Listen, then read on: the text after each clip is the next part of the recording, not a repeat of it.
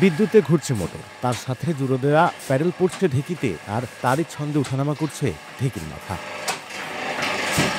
এভাবেই ঢেকির মাথায় একের পর এক পড়ছে শুকনো মরিচ হলুদের উপর, অল্প সময়ে উড়িয়ে ফেলছে লাল হলুদের ঝাঁঝালো গুঁড়ো। এটি কোনো আধুনিক মিল নয়, এটি বৈদ্যুতিক ঢেকি, যা একটি হারিয়ে যাওয়া ঐতিহ্যের আধুনিক রূপ।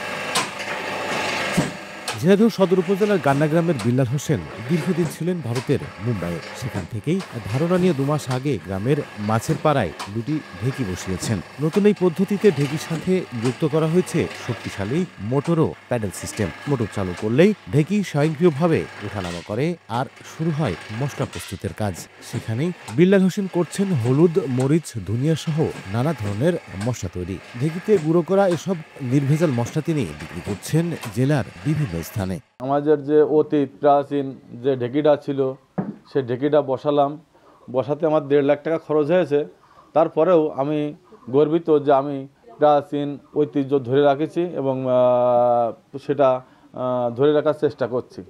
এবং মানুষকে ফাইবার যে খাবারটা ঢেকিতে কুটলে যে ফাইবারটা পাওয়া যায়, সেই ফাইবারটা পরিপূর্ণভাবে থাকে ঢেকিতে কুটলে, যা মানুষ খেলে সুস্থ থাকে এবং ভালো থাকে। সময়ের সাথে হারিয়ে যাওয়া এই ঐতিহ্যকে ফিরিয়ে আনার এমন প্রয়াসে খুশি স্থানীয়রাও। চোখের সামনে তৈরি হওয়া খাঁটি মশলা কিনে তারা যেন ফিরে পেয়েছেন আস্থার নতুন জায়গা। এখানে ঢেকি করার পরে আমাদের গ্রামে যত লোক আছে বা আশপাশের যত লোক আছে, এই ঢেকি কুটা মশলাই এখান থেকে কিনা হয়, বাইরের তার কোনো জিনিস কিনা হয় না। তারপরে বাজার ছাড়া এখানে একটু দাম কমেই পাওয়া যায়। এসব নিজে হাতে করে সব কিছু ঢেকিতে করা, কোনো ভেজাল নেই। যেটা খাতে হবে সেটা সঠিকই খাতে হবে।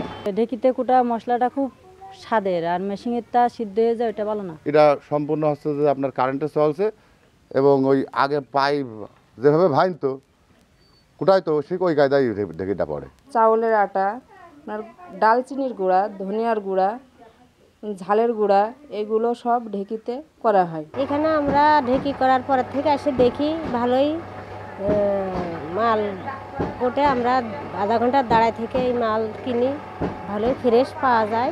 বিল্লাল হোসেনের এই দুটি ঢেকি তৈরিতে খরচ হয়েছে 1.5 লাখ টাকা। প্রতিদিন গড়ে ঢেকিতে প্রায় 1 মণ চাল, হলুদ, ধনিয়া, মরিচ সহ অন্যান্য মশলা তৈরি করছেন তিনি।